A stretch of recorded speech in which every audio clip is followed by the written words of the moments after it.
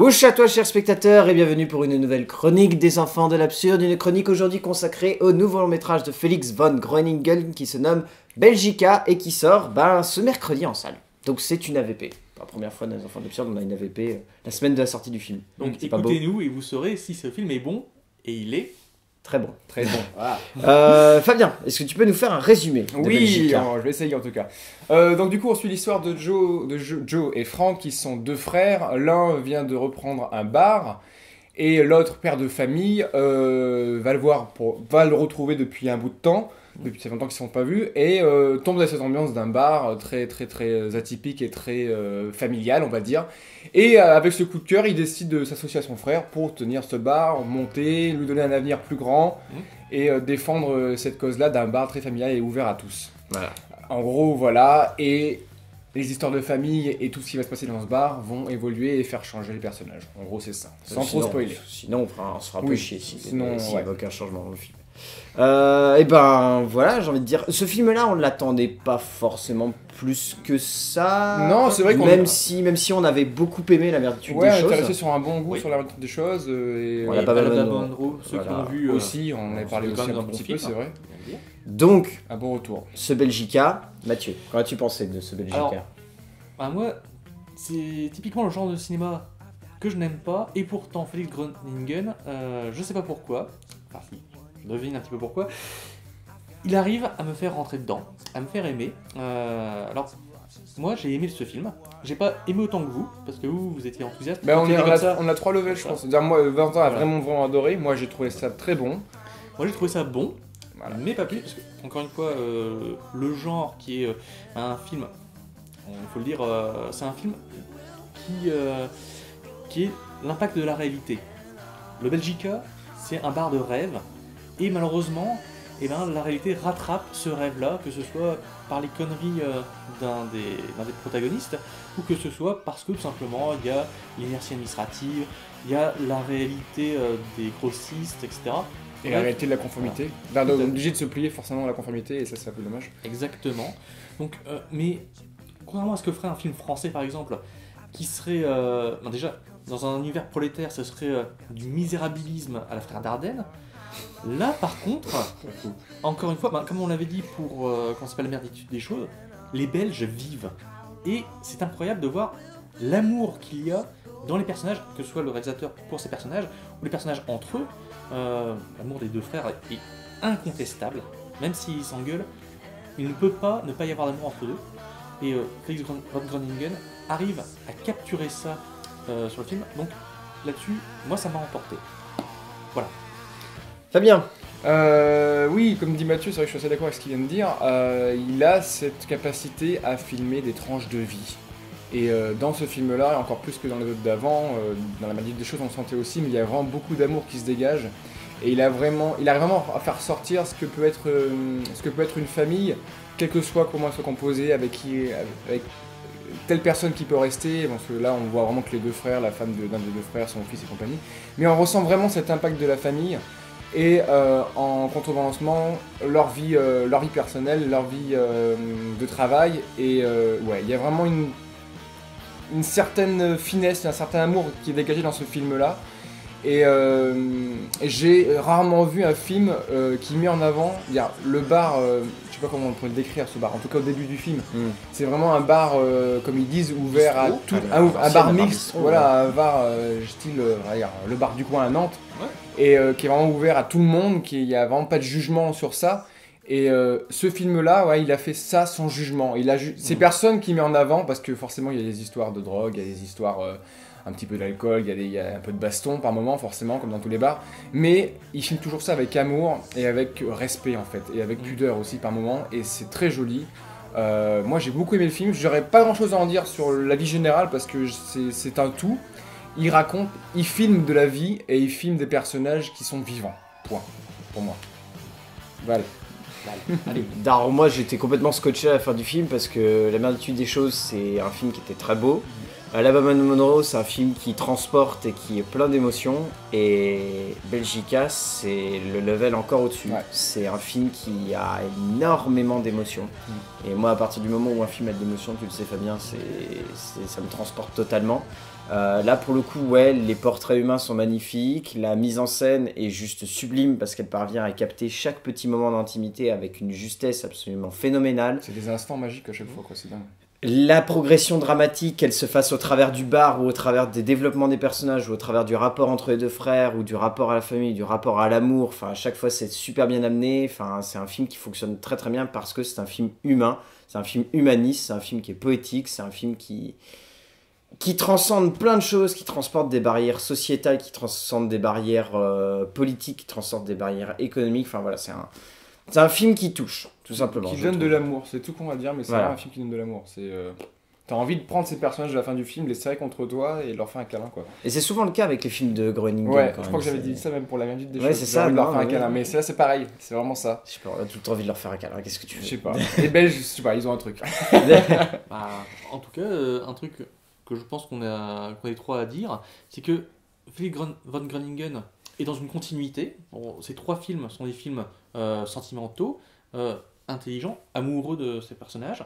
Et c'est-à-dire que même s'il fait 3 fois le même type de film, il fait 3 fois des films différents, parce que ce film-là, quand même, a différents. Et tu veux dire le même genre? Voilà, le même genre, mais là, c'est vraiment des films différents, même s'il a le postulat de base, si j'ose dire, le même. Parce que c'est une histoire d'engueulade familiale et de réconciliation. Ouais, alors pour le coup, je trouve que Belgica se relie plus à La Merditude des choses qu'à Alabama Monroe. Oui. On est vraiment dans une continuité, c'est-à-dire on pourrait presque croire qu'en fait on a pris 2 frères de la grande famille de La Merditude des choses et qu'on les a transportés un petit peu dans le temps et qu'on les a fait grandir, quoi. C'est limite, je trouve l'introduction de La Merditude des choses, je sais pas si vous en rappelez, où on voit le plus jeune qui a un peu vieilli et qui est en train d'écrire sa vie. C'est limite, j'ai pas eu l'impression en fait de le retrouver quand le film a commencé en fait au début. J'ai vraiment cru qu'on allait retrouver le même frère en fait que dans La Merditude des choses, mais qui a grandi. Ah non, parce que là, il était en slip et pas en peignoir. Mais voilà, mais c'était presque la même idée et j'ai vraiment trouvé qu'il y avait une espèce de continuité dramatique qui était vraiment hallucinante entre les deux, quoi. Ça aurait pu être une autre génération de la même famille en fait. C'est vrai que ça aurait pu être ça. En même temps, ça va bien avec le titre Belgica, puisque dans tous les cas, Van Groningen fait ses films en Belgique sur des Belges. Et là, encore une fois, c'est une histoire belge au sens noble du terme. Donc, encore une fois, continuité. Et il n'y a pas de frites. C'est toujours important de préciser. Il n'y a pas de frites. Par contre, il y a beaucoup de bière. Il y a beaucoup de bière. Et de coke. C'est dingue. C'est vrai que l'environnement est quand même super crade, avec les shots bouchés par un temple. Bah, c'est vrai qu'au début, voilà, il parle vraiment d'un bar, je vais pas dire. J'aurais pas jusqu'à dire bistrot du coin, mais c'est vraiment un bar. Un bar de potes, un bar de. Oui, un bar de potes, un bar étudiant. Un bar de col bleu, quoi, en fait. Ouais, c'est un bar où les cols bleus ils vont à la fin du travail. Confrontés à se plier aux normes, malheureusement, à se plier à la sécurité normée aussi, et du coup, le bar va évoluer dans quelque chose de plus standard et de plus aseptisé, et ce que nous on aime, moi personnellement j'aime moins. Et voilà, et c'est vrai que c'est la force de ces lois-là et de ces normes-là face à l'amour qu'ils veulent y mettre dedans, parce que c'est vrai que le plus jeune des frères veut lui organiser beaucoup de concerts sur les traits musique, et ils perdent ce côté authentique en fait dans le film-là, et par contre ils le gagnent en amour et ils le gagnent en sincérité dans leur personnage. Il y a un contrebalancement qui est assez intéressant dans ce film-là. C'est dit plusieurs fois dans le film d'ailleurs, justement, qu'on va perdre nos principes, perdre ceci.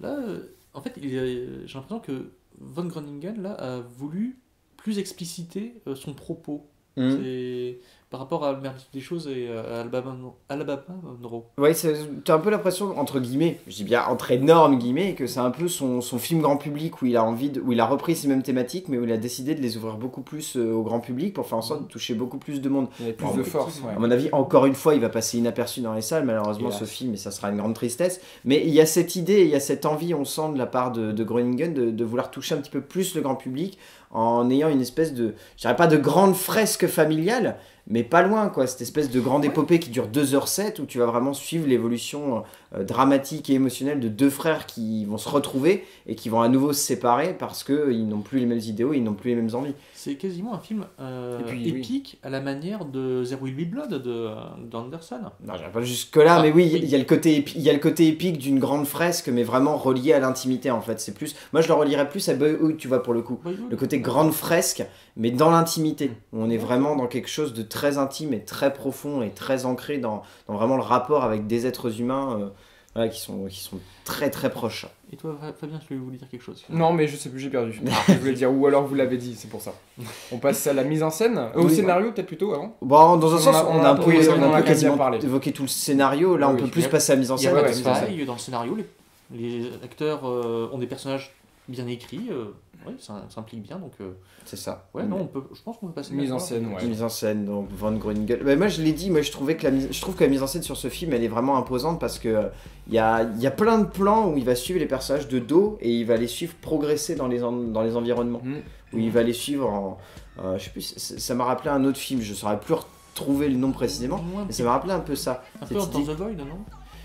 Enfin, surtout les plans où la caméra est Ouais, derrière un peu. le personnage. Alors j'ai pensé à un autre film résultat parce qu'Enter the Void c'est constamment comme ça. Oui. Mais c'est un peu l'idée quoi. C'est vrai que t'as plein de films où régulièrement les metteurs en scène quand ils veulent créer un rapport très intime avec le personnage central, et Gaspard Noé a voulu faire ça avec Enter the Void, c'est de filmer les personnages en épaule, en plan épaule et visage au centre mais de dos.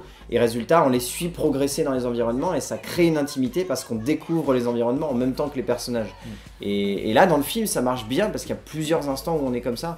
Et au-delà de ça, il arrive vraiment à créer des rapports qui sont très intimes. Il arrive vraiment à nous relier, on va dire, avec certaines situations. Enfin, moi, ça m'a fait rigoler, mais à un moment, par exemple, je sais pas si vous vous rappelez, quand ils sont à la clinique où la copine se fait avorter, et ben j'ai entendu une femme derrière moi quand la fille commence à râler et à protester parce que elle s'est fait avorter, Ouais. et que l'autre il arrive pas à accepter ça. Ouais. Il y a une dame derrière moi qui a crié salope, et moi ça m'a fait beaucoup rire parce que Ah ouais. ça veut dire que quand même le film arrive vraiment bien à jouer avec les émotions. C'est à dire que Von Groningen, ce qu'il fait, c'est il laisse le plan se dérouler face au spectateur, il laisse vraiment l'émotion avancer, et résultat on se retrouve devant des personnages où on est tellement attaché à eux qu'on a une émotion qui est vive et qui sort d'un seul coup, où on crie salope quoi. Juste Mais c'est parce vrai, que, c'est vrai qu'on s'attache vraiment à tous les personnages avec la même profondeur en fait à chaque fois que ce soit, même les personnages, bon les deux principaux, les deux frères, mais même tous les personnages on va dire annexes et secondaires qui tournent autour d'eux, on s'identifie dans tout, que ce soit le videur, alors le videur à eux, je sais plus comment il s'appelle là, Oui, Manu. Manu, hein, que ce soit Manu, que ce soit Nikki, que ce soit tous ces Ou personnages là. le vieux avec les longs cheveux. Ouais, c'est Ouais, ça. on les comprend tous et on a tous envie de qu'ils aillent bien quoi, qu'ils trouvent leur bonheur dans ce petit monde.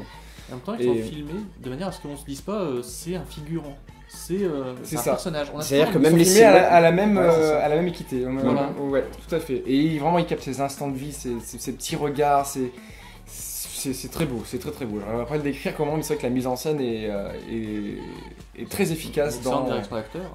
Et puis voilà, en Et plus, puis, ouais, bon, c'est combiné à une direction d'acteur, enfin, comme à chaque fois chez Von Groningen, enfin, les acteurs ils sont super bien dirigés, ils sont emmenés vraiment jusqu'à un extrême au niveau de l'émotion, où on a la sensation que ils jouent plus en fait, qu'ils sont eux-mêmes, tellement ils sont poussés dans un retranchement où ça devient ultra profond, ultra ancré dans leur chair, ultra ancré dans un regard ou dans une sensation. Enfin, c'est bête à dire, mais par exemple, la scène où les deux frères vont se battre parce qu'ils sont plus d'accord, enfin, elle est tellement vive qu'à la fin de la séquence, il y a carrément l'autre frère qui pète sa main dans la porte, et on a la sensation que cette porte elle existe, que c'est pas une porte en carton, quoi, que c'est pas une porte dans laquelle il devait taper, que c'est une porte sur le coup, il s'est dit je vais taper dedans et je vais la défoncer.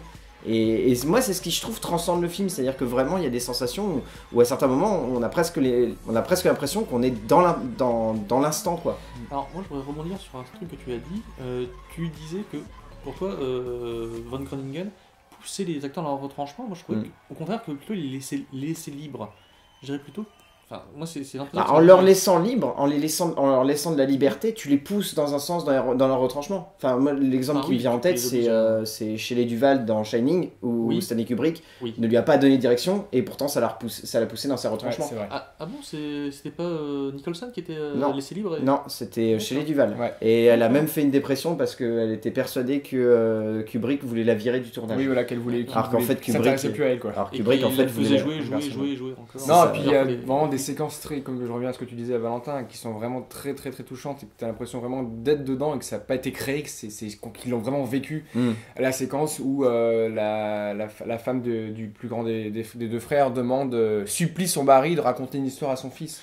Cette séquence-là, elle est juste magique, elle est juste magnifique, elle est très jolie. Il y a plein de petites séquences comme ça tout le long du film qui font que c'est super beau quoi. Typiquement, c'est le genre de scène qu'un film français actuel se serait arrêté avec le mari qui se barre, et on n'aurait pas eu la scène où justement le père raconte cette histoire au Puis, gamin. même s'il devait la faire, il l'aurait jamais fait Superbe. comme ça, c'est pas possible. C'est- On n'a pas ce recul. On va pas non plus attaquer le cinéma français. Non, Déjà si, qu'il parce prend que cher si. avec Aladdin, on va pas non plus lui en foutre plein de nez avec les comédies dramatiques. C'est peut-être la seule dignité qui lui reste encore au cinéma français. On va pas être méchant. Je vais pas dire à la non, Je suis vache. Au niveau du casting, là, moi, je retiens surtout forcément les deux acteurs principaux qui Donc, sont Tom Werner et Steph Hertz, qui sont Acteur vraiment- belge, malheureusement peu Ils sont- connu en France.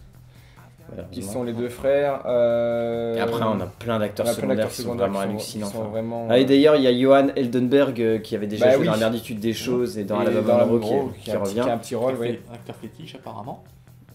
Mais un truc que je trouvais sympa aussi dans les acteurs, c'est dans leur façon de jouer. Ah, mince, comment le dire, c'est le côté naturaliste, mais en même temps, c'est le côté. Ils vont à fond. Là aussi, ça donne du réalisme à leur jeu. Et par exemple, les mecs qui se dessapent pour faire de la plomberie, qui sont dans un environnement sale, et qui n'hésitent pas à être salis eux-mêmes, ça en rajoute. Et c'est pas seulement au niveau de la mise en scène ou de ce qu'accepte de faire l'acteur. Et je trouve que c'est aussi un cadeau fait aux spectateurs. Comme tu as dit, c'est le film grand public entre guillemets de Van Groningen. C'est que justement là, je pense que c'est un moyen de faire parler aux gens, c'est aussi de mettre les personnages dans des situations qui dégoûtent un peu. C'est comme ça que je l'ai ressenti, c'est parce que la fameuse scène des chiottes bouchées par le tampon, Mhm. toute la salle a fait quand on a vu le tampon. Ouais, Quasiment en d'accord, gros oui, je plan. vois ce que tu veux dire. Ouais, Et ouais. là justement, c'était pas à cause d'une situation de jeu ou c'était simplement parce que c'était sale, mais c'est pas une situation aussi que tout le monde a pu vivre d'une certaine manière quand il a fallu déboucher un truc parce qu'on était Ouais, tu veux dire le fait de vraiment capter une tranche de vie et Mm. que les acteurs Voilà, en fait semblent ne pas jouer en fait. Oui, que ils c'est semblent vraiment- être vraiment c'est une tranche barman de et une ils tranche semblent de être vie qu'on vraiment, voudrait mettre sous qu'on voudrait sous pas le connaître, tapis, qu'on voudrait éviter de normalement. montrer devant tout le monde. Ouais. Ouais, Voilà. ils montrent un peu tout, c'est vrai. Donc, les coulisses sont de A à Z du bar, hein, de toute façon. et ils Sans- montrent aussi Et ça renforce l'impact qu'a le spectateur dans le fait c'est que bon, ces ça. ces deux frères sont complètement opposés et que t'en as un qui est capable et qui est prêt à tout, quitte à foutre sa vie en l'air pour ce bar et pour le pousser plus loin, et que t'as l'autre qui non plus va pas aller jusque là et qui laisse simplement les chiottes et qui va appeler un plombier dans son métier. Ouais. Et justement, c'est aussi avec le côté, le film est un film sur l'impact de la réalité. C'est que justement, la réalité sale, triste, rattrape, même quand on rêve, et puis mais même quand elle est rattrapée, moi c'est le plan. Moi c'est le plan qui est le plus cru au niveau émotionnel. C'est quand les deux frères s'étreignent à la fin. Et Mais devant il le y a- bar, il y a- il y a Franck qui dit qu'il était minable, l'autre qui dit qu'il non, il a été génial, ouais. Voilà. C'est Bah, ils ont tout C'est donné un tour pour de tout force. perdre et pour C'est tout un tour de regagner au force. final, en fait, dans C'est ce ça. film-là. C'est un tour de force dans l'écriture. Ouais. bon, un petit bilan du coup. Petit bilan. Petit bilan. Bah vas-y Fabien. Bah oui, comme dirait Valentin, ça va passer tête à travers, mais si vous avez l'occasion de le voir et qu'il passe vraiment à côté de chez vous, en tout cas si vous n'êtes pas à Nantes, bon, du coup il passera au 14A. Oui. Après il sera peut-être récupéré au Concorde, je sais pas. Peut-être, espérons-le. ce serait pas En tout cas au étonnant. 14A, franchement, allez le voir parce qu'il vaut vraiment le coup et il fait du bien. Vraiment il fait du bien ce film-là, vu ce qu'on a vécu en plus l'année dernière et puis on va pas revenir là-dessus, mais là il arrive au bon moment et c'est peut-être pour ça aussi qu'il marche encore plus et qu'il va peut-être plus marcher encore sur nous Mm. que La Merditude des choses ou que Alabama Monroe par exemple, mais vraiment c'est un très bon film, sincère, touchant et vrai. Voilà. Ok. Donc, comme l'a dit Valentin, et comme vient de le dire Fabien, il y a le risque qu'il passe un peu inaperçu parce qu'il ne sera pas très bien distribué, malheureusement. J'ai peur de ça. Donc, vous qui regardez cette vidéo, allez le voir, allez soutenir ce genre de film. En tout cas, on vous le conseille. Voilà. Complètement. Moi, je pense que c'est je pense que ça va être un des grands films de cette année 2016, très clairement. Parce que moi, il m'a vraiment marqué et je pense que ça peut être un de ces grands films de l'année 2016 qui peut à la fois être marquant pour la production audiovisuelle belge, parce que ça la met en avant, et puis parce qu'en plus, le réalisateur a eu un prix à Sundance, enfin voilà. Et je pense que ça peut encore plus mettre en avant Van Groeningen, qui mérite d'être vraiment sur le devant de la scène, au-delà d'Alabama Monroe, qui mérite d'avoir tout son cinéma, d'être mis en avant, d'avoir ces 3 films-là qui forment un tout. Donc ouais, bah, voilà, allez voir Belgica, on l'a dit tous les 3, il faut que vous alliez le voir, c'est un film qu'il faut voir. Bon, C'est un film qui mérite d'être vu. Et ben voilà, une nouvelle absurde séance qui se termine. Oui. La prochaine fois, on se retrouvera pour une vidéo un peu spéciale, puisque ce sera pour la nuit fantastique, On l'attend. celle de mars. 4 films. Donc 4 films, ouais. Donc 4 films avec de tout, on va avoir du film... Gore avec Sendero. Voilà, du film gore, du film... Le zombie japonais avec I Am Hero. Voilà. Un film un peu dingo avec Laser Team. Et le 4... The Green Room. The Green The Room. Green Room, ouais. C'est Alors, ça. c'est pas que The Green Inferno, hein, c'est The Green Room, hein, attention. Ça va être aussi infernal. Voilà. Bon, et ben d'ici là, on va dire aux gens d'aller voir plein de films absurdes, parce que c'est bon de voir plein de films absurdes. Et surtout aller des boire films des comme- bières au Belgica, Voilà, on vous ouais. attend. Et ben on se retrouve bientôt pour reparler d'une nouvelle absurde séance, évidemment. Allez, un petit cri, messieurs. Whoosh!